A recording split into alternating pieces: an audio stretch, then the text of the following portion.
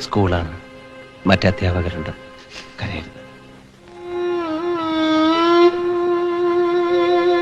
കരയരുത്. ഞാൻ സമ്മതിക്കില്ല.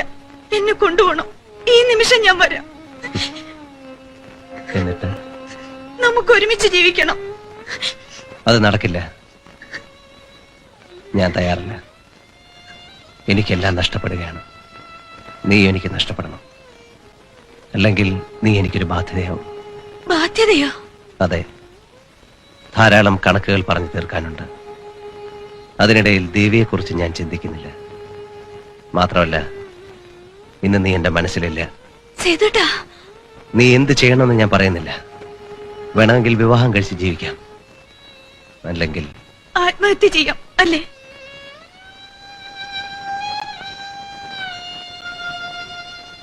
എന്നെ ഇനി ഓർക്കരുത്.